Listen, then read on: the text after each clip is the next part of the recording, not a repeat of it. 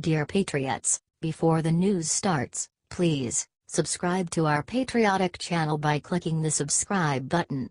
Give us a thumbs up to this video. Don't forget to leave your opinion below in the comments section.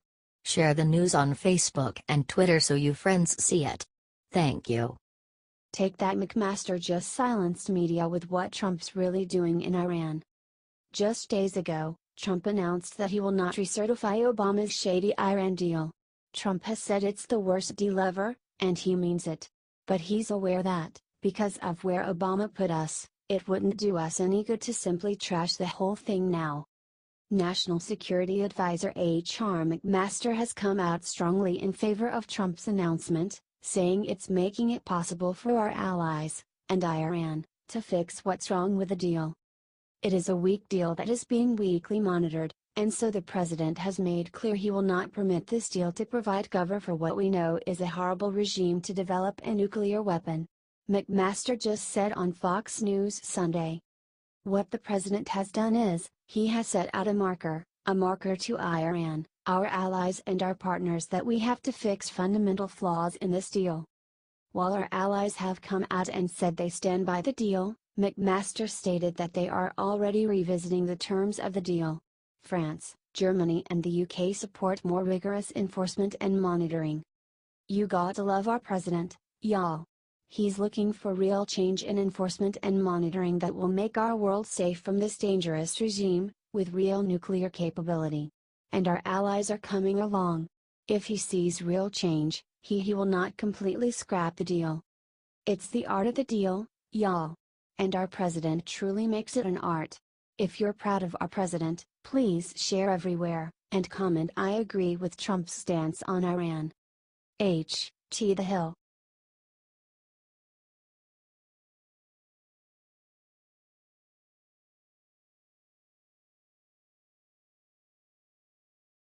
Steve Bannon just got on stage and made an epic prediction for 2020 that has Trump supporters cheering. Former White House chief strategist and current Breitbart editor-in-chief Steve Bannon addressed the Values Voter Summit in Washington, D.C., on Saturday with a message all Trump voters are going to love. President Trump isn't only going to finish this term, but he's going to finish with 400 electoral votes in 2020. Getting 400 electoral votes is difficult but certainly possible. As the Washington Examiner notes, George H.W. Bush won 426 electoral votes against Democrat Michael Dukakis during the 1988 election. Before then, Ronald Reagan, Richard Nixon, and Franklin D. Roosevelt each won an election with over 500 electoral votes. Bannon left the White House earlier this year, but is working hard to shore up support for the president's base. President Trump was dealt several disappointments with Congress's failure to deliver health care reform. But last week he began making moves to bring changes himself, ending Obamacare subsidies and signing an executive order allowing for cheaper health care coverage across state lines.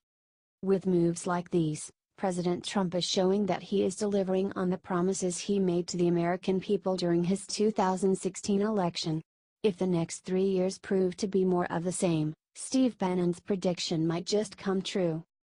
H.T. Washington Examiner.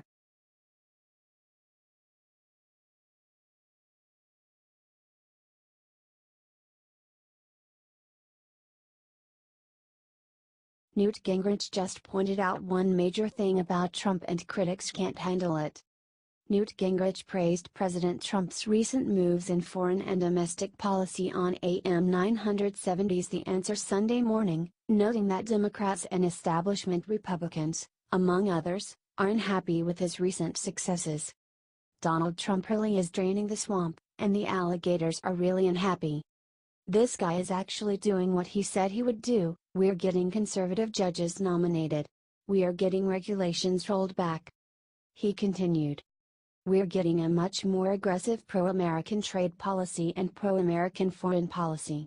The other side sees this as the end of their way of life.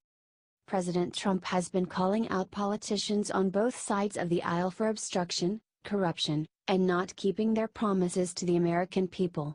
Some politicians just can't seem to cope. Gingrich went on to say how President Trump's more aggressive America First foreign policy plan has led to victories abroad, most recently the rescue of American hostages by Pakistani troops in Afghanistan. The Pakistanis understand how much tougher and how much more aggressive the Trump administration is than the Obama administration. And I think they're trying to find some way to appease us because they know that we are very angry at them. Remember, they had bin Laden in their country for a decade. As a result, they're scrambling to find a way to appease us. President Trump's America First plan helped save those Americans taken hostage, which many critics are going to find hard to admit. Gingrich nailed it. Not only is he whipping the establishment politicians into shape, but Pakistan and the rest of the world have woken up to the fact that America is not going to be taken advantage of with President Trump at the helm. Love our president? Share it out. H.T. The Hill.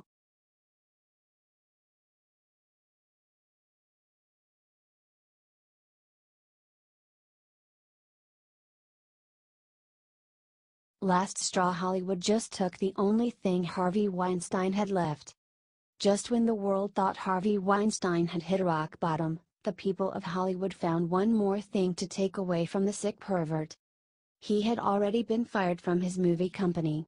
His wife has filed for divorce from him. The U.S. Justice Department made him cancel his rehab in Europe in case he fled. All he had left was his chair on the board for the Oscars. Not anymore. Greater than last night, the Academy of Motion Picture Arts and Sciences finally decided to expel Weinstein from their board. The move came just hours after British actress Lisette Anthony came out and detailed a time Weinstein allegedly raped her. Apparently, the first dozen allegations against the producer and his admittance to many of them were not enough to make them kick the guy. Yeah, sure, it's good that they finally cut him off, but why the hell did it take them so long? Last week nobody on the left would say a bad word about Harvey. They are all guilty of covering for him, the film Academy, famous actors and producers, even Barack Obama and Hillary Clinton. We cannot let them sweep this under the rug and pretend like it didn't happen. Weinstein was the kingpin of the Democrats in Hollywood and the absolute money man for a lot of their little political games. Let's hold them all accountable by making sure everyone sees this for themselves.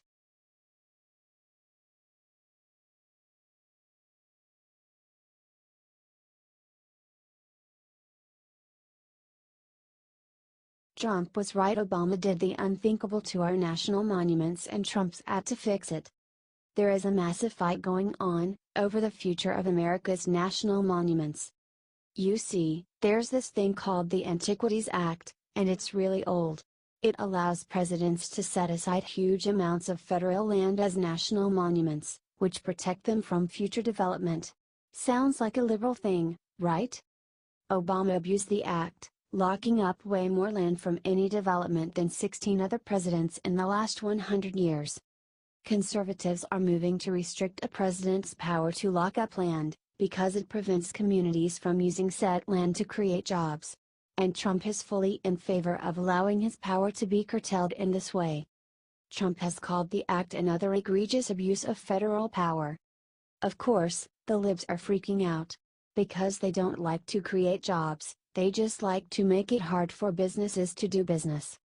They are acting as if reform to the Antiquities Act will get rid of all national monuments, and as if Republicans, and Trump, just don't care about them. But the conservative bill still gives presidents the power to declare monuments of up to 640 acres without restriction. If they try, however, to lock up more than that, they would have to meet other conditions, like environmental reviews and approval by state and local officials. Libs, always over-dramatizing everything. If you like jobs and what Trump is doing, please share this everywhere and comment Trump is a jobs creator. H.T. The Hill.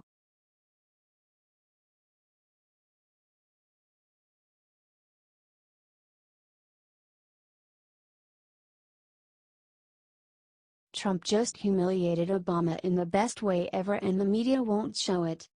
President Trump just unleashed a massive crackdown on the National Park Service, NPS, after years of complaints of sexual assault that went ignored under the Obama administration.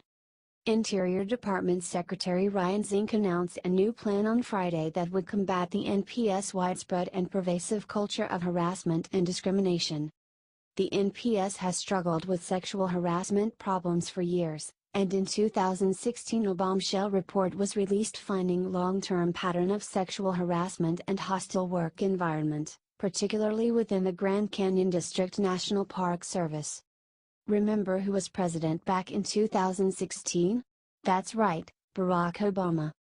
The House Committee on the Oversight and Government Reform reported after a hearing in June 2016 that more than 20 claims of sexual harassment and misconduct were reported at offices in the Grand Canyon River District and Canaveral National Seashore during the past 15 years. This is totally sick. Female rangers were fearing to go to work because their pervert colleagues were sexually harassing them. And did Obama's NPS director Jonathan Jarvis fire any of those creeps? Nope. A new sheriff is in town, and despite what Democrats and the left-wing media want people to believe, this administration is here to stick up for victims of sexual assault. The DOI released a report showing that 38% of NPS employees have been harassed or discriminated against on the job. That era is over. Zinke said in a statement. I've removed a number of people who were abusive or acted improperly that other administrations were too afraid to or just turned a blind eye to. Under my leadership, we're going to hold people accountable. We are also fixing the problem of victims being afraid of retaliation or inaction by codifying the right for victims to report abuse to any manager in any location across the service, and by bringing on an independent, investigative partner. Hell yes! The Trump administration is showing the world how to deal with sexual predators, and this juxtaposition is especially pertinent in the wake of Democrat bankroller Hollywood exec and serial assaulter Harvey Weinstein's public disgrace. Share this out if you are proud of our president. HC Daily Caller.